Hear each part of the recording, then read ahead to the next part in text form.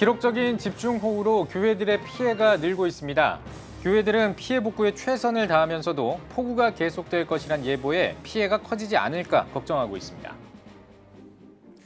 코로나19로 우리 사회가 큰 변화를 겪고 있는 가운데 한국교회의 각 분야별 현황과 대안을 모색하기 위한 기획보도를 마련하고 있습니다.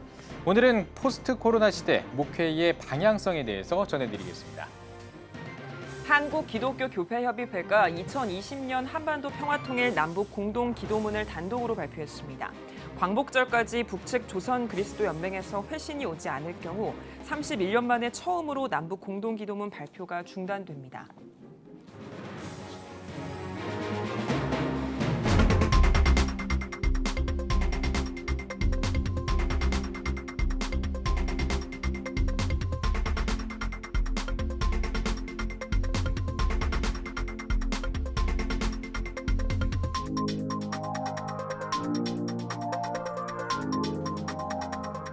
시청자 여러분 안녕하십니까? 8월 10일 CTS 뉴스입니다.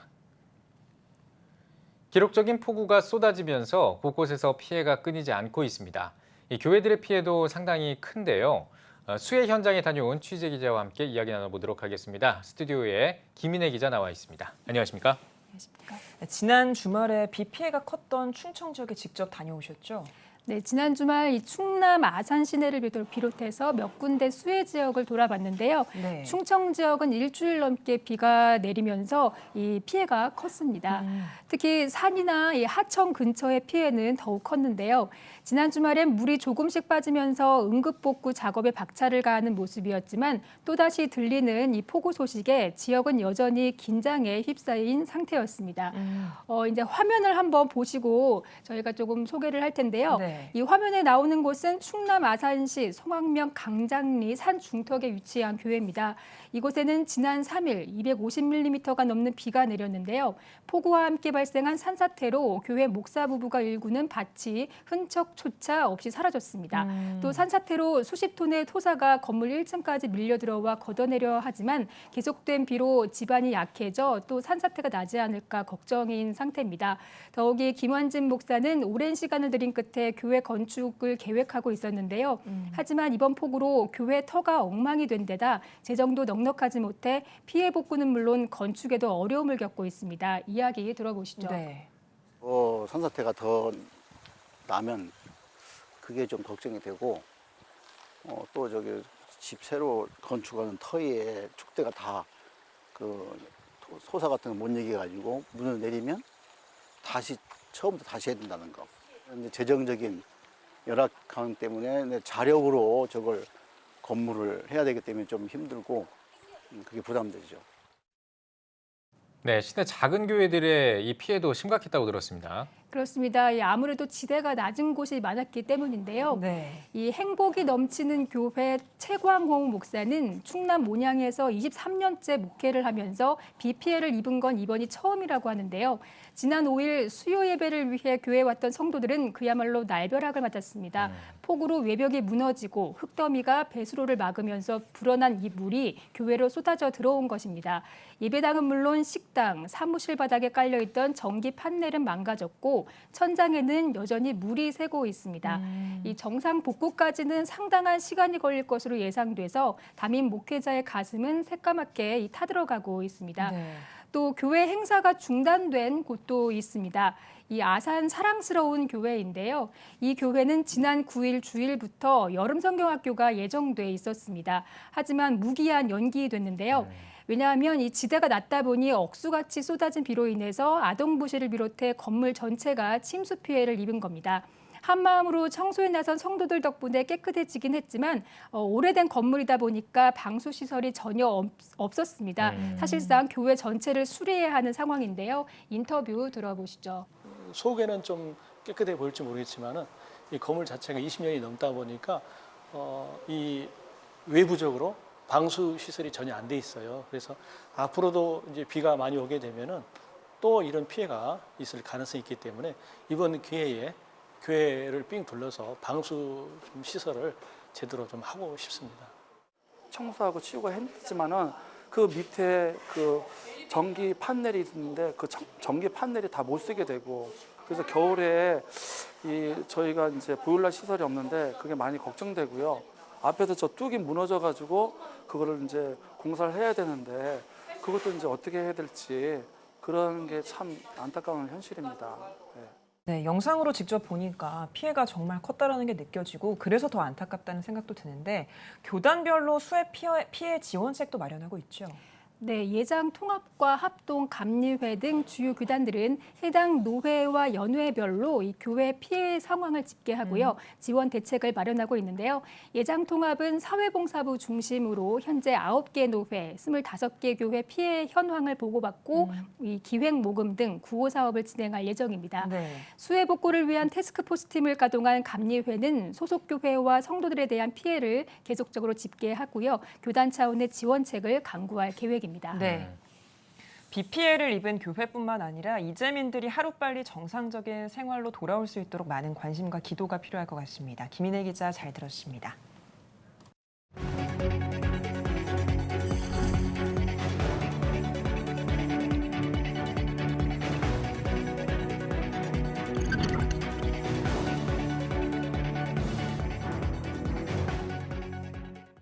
지난 주말에 집중호우로 호남 지역에 많은 피해가 있었습니다. 피해를 입은 호남 지역으로 가보겠습니다. 네, 현장에 나가 있는 취재 기자 연결합니다. 신미정 기자. 네, 저는 지금 전북 남원시 금지면에 나와 있습니다. 제 뒤로는 섬진강이 흐르고 있는데요. 500mm의 폭우로 인해서 저 섬진강물을 막고 있던 제방이 무너져 내려 인근의 4개의 마을이 침수됐습니다. 제 옆으로도 비닐하우스와 상점들의 간판들이 무너져 내리고 또 농기구들이 침수돼 쓸 수 없는 상태로 널브러져 있는데요. 7일과 8일에 내린 폭우로 인해서 전북 지역만 해도 사망자 2명, 이재민 1,700여 명, 그리고 전남 지역은 9명의 사망자와 2,800여 명의 이재민이 발생했습니다. 먼저 피해가 집중된 전남 구례와 곡성 지역 소식 전해드리겠습니다. 이번 집중호우로 인해 둑 붕괴와 산사태, 비닐하우스 침수 등 호남 지역에선 많은 피해가 발생했습니다. 길가에선 침수 피해를 입은 차도 쉽게 발견할 수 있는데요. 이렇듯 많은 피해는 곡성 지역에서만 1,200여 명의 이재민이 발생했으며 멜론, 고추 등 농가를 비롯한 교회에서도 나타났습니다. 섬진강 제방이 붕괴되면서 곡성 순복음 신기교회는 교회와 사택의 침수 피해를 입었습니다. 각종 집기를 물로 헹구고 고였던 물을 닦아봅니다. 이번 침수로 쓸 수 없게 된 것들은 밖으로 버리는 등 서둘러 교회를 정리하는 데 여념이 없습니다. 아울러 섬진강 주변에 위치한 곡성 동부교회는 호우로 강물이 불어 교회와 사택의 침수 피해가 발생했습니다. 대부분 고령자들이 많은 농촌 지역의 교회이기에 갑작스런 침수 소식을 들은 지역 목회자들과 성도들은 함께 한마음으로 교회와 사택 안의 물건들을 밖으로 꺼내고 집기에 묻은 흙을 닦았습니다. 섬진강 강복점 댐에서 하루 1,700톤을 방류함으로 말미암아 이 지역이 낮았는데 많은 방류를 함으로 이 지역이 마을하고 교회하고 사택이 침수되어 이루 말할 수 없는 피해를 보고 있습니다. 그런데 또 많은 분들이 와서 또 시찰에 또 강일교회 모든 성도들이 와서 복구 작업을 해주시니까 정말 말할 수 없이 기쁘고 또 힘이 납니다. 전국적으로 비가 계속되는 상황에서 제5호 태풍 장미의 북상 소식까지 들리는 가운데 하루빨리 복구될 수 있도록 한국교회의 관심과 기도가 필요합니다. CTS 뉴스 서세롬입니다. 네, 전남 지역의 비 피해 상황 함께 보셨는데요. 주일인 어제에는 제가 서 있는 이곳은 바로 성인의 무릎까지 물이 차 있던 상황이었습니다. 지금은 어느 정도 물이 빠져나간 상태이지만 물이 빠져나간 공간은 상상을 초월하는 처참한 모습을 드러내고 있습니다. 지금 이 시간에는 금지면에 있는 금남교회 이곳을 담임하시는 강명훈 목사님 모시고 당시의 상황들을 들어보도록 하겠습니다. 목사님 안녕하세요. 안녕하세요. 목사님 사역하시는 금남교회가 또 비 피해가 심각하시다고 들었는데요. 네. 어느 정도신가요? 그러니까 어제 그제였죠. 그러니까 토요일 날 1시에 제방이 무너지면서 저희 교회도 사람 키 높이만큼의 물이 교회 본당과 사택과 교육관에 다 침수가 되어져서 모든 집기들이 다 이렇게 쓸모 없을 정도로 그렇게 침수가 되어진 상황이었습니다.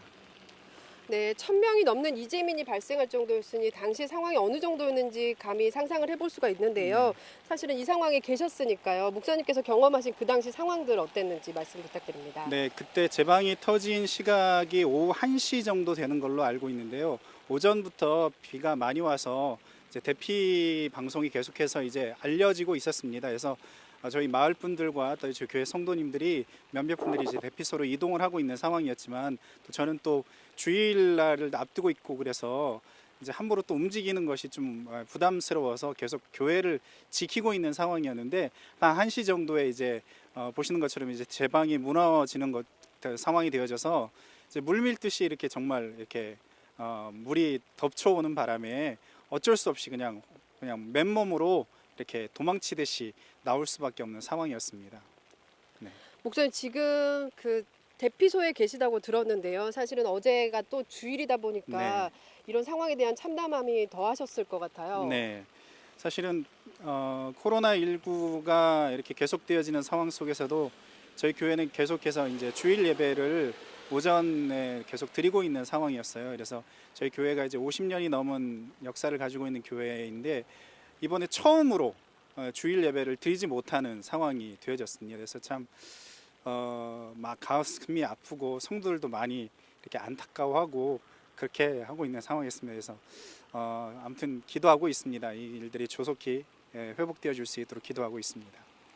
네, 목사님, 그 대피소에서도 사실은 피해 소식들을 서로 나누고 계실 텐데요. 네. 금남교회 성도님들 아니면 또 지역 주민들 중에 피해가 어느 정도로 또 심각하신지요? 네, 아까 말씀드렸던 것처럼 어른 키 높이 정도의 물이 차오르는 상황이 되어졌기 때문에 가옥 침수는 뭐 이렇게 대부분의 가옥들이 아까 말씀드렸던 4개 마을에 있는 가옥들이 많이 침수가 되어져 있는 상황이었고요. 농경지와 또 지금 저희 주변에는 하우스를 통해서 이제 특용 작물들을 많이 재배하고 있는 상황이었는데 하우스의 작물들 같은 경우에도 뭐 저희 1년 농사를 다 망치는 그런 상황이 되어져 버린 거죠. 그래서 여러 가지로 피해가 어려운 참으로 참담한 상황인 것 같습니다.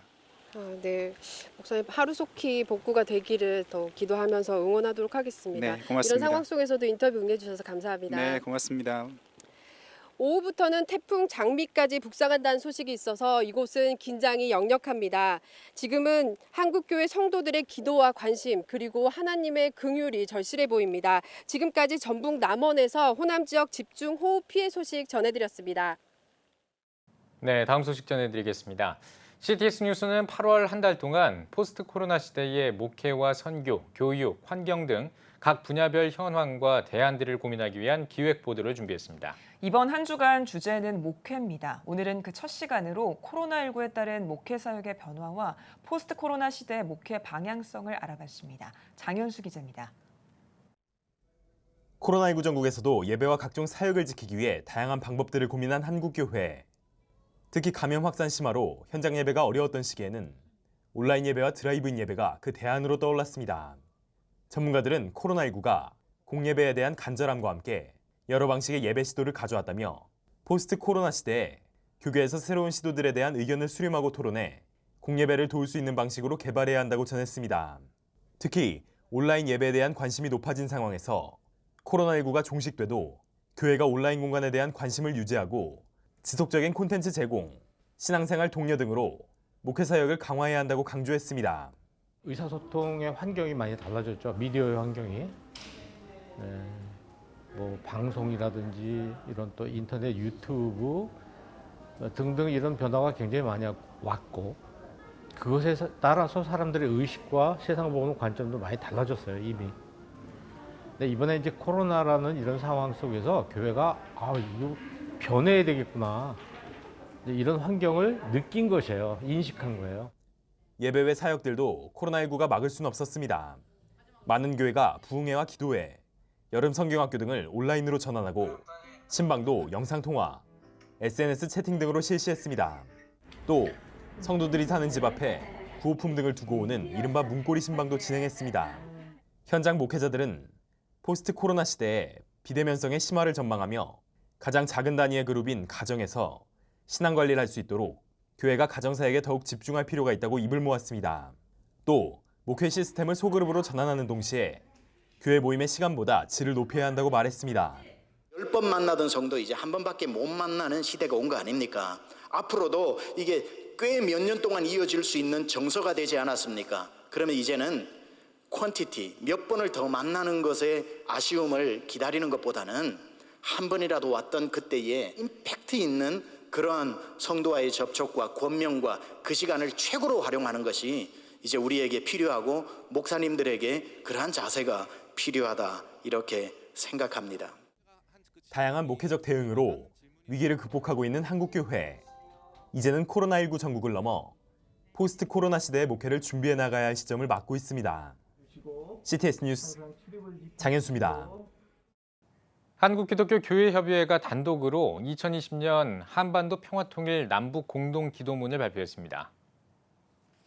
교회협은 매년 북측 조선 그리스도 연맹과 합의해 공동기도문을 발표하고 있지만 올해는 아직 회신을 받지 못했다며 기도문을 단독으로 발표했습니다.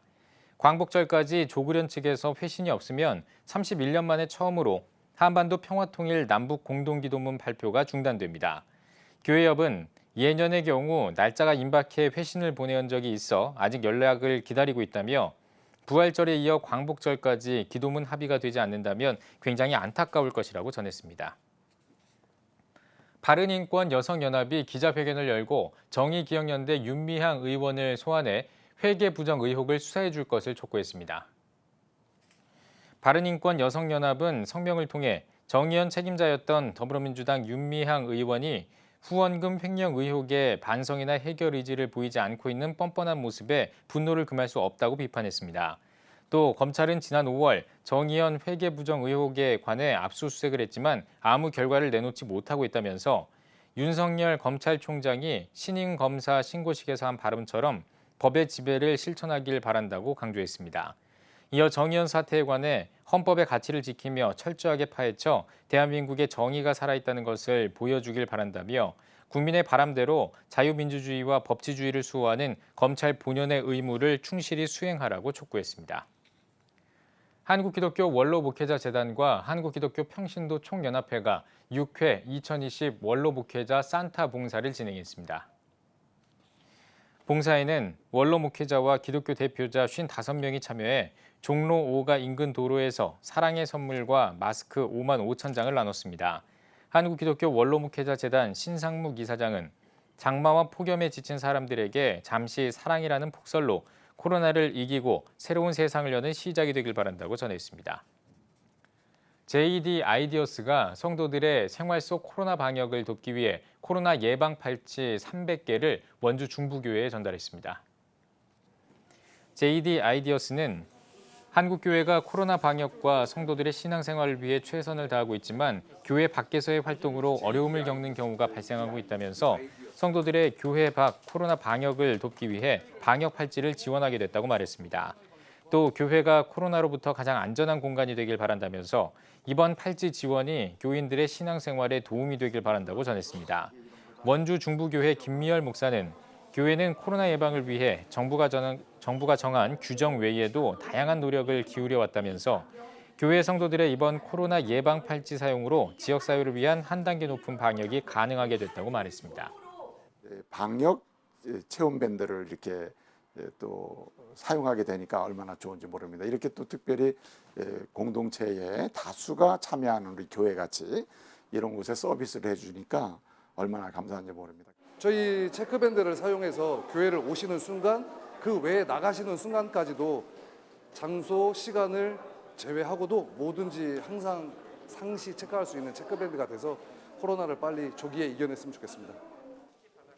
JD 아이디어스가 원주 중부교회에 전달한 코로나 예방 팔찌는 손목에 착용하는 것으로 체온이 37.5도를 넘게 되면 색상이 변하도록 제작된 밴드 형태의 팔찌입니다.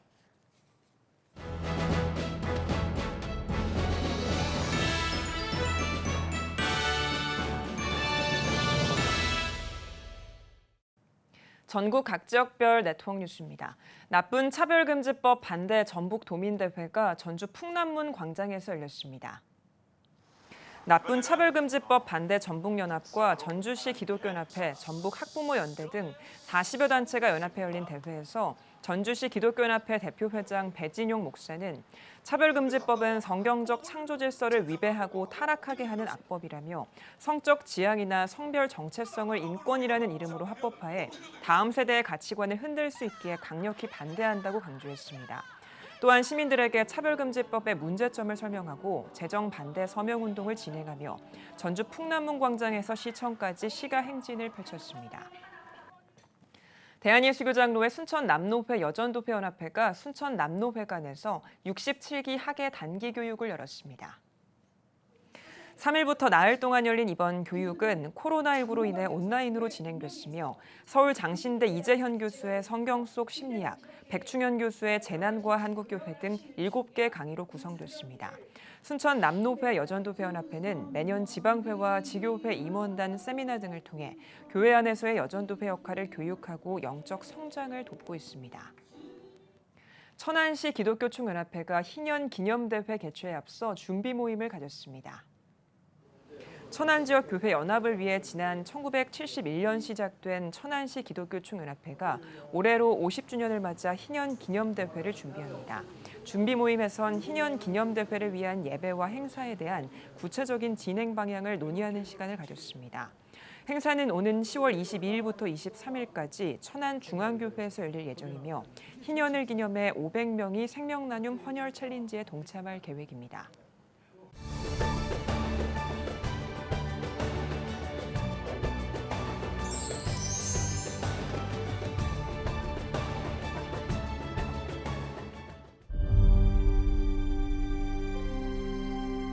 (2019년 3분기) 합계 출산율 역대 최저치인 0.88명. 출생자보다 사망자가 많은 인구 자연 증가율 0%의 대한민국. 이제 한국교회가 나서야 합니다. 교회, 학교, 가정이 함께하는 교육 선교. CTS가 함께합니다. 다음 세대와 가슴 뛰는 세상을 열어갑니다. 이 캠페인은 한국장로교 총연합회와 함께합니다.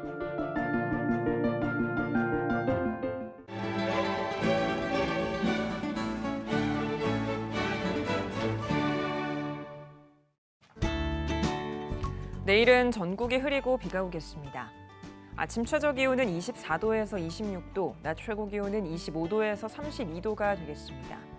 주간 날씨 해봅니다. 12일에서 14일은 서울과 경기, 강원 영서에 비가 오겠습니다.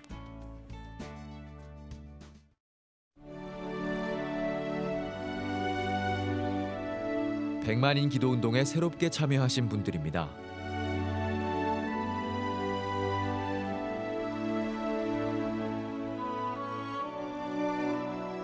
백만인 기도운동을 통해 보내주신 후원금은 국내는 물론 전 세계를 향한 CTS의 영상 선교 사역을 위해 소중하게 쓰이고 있습니다.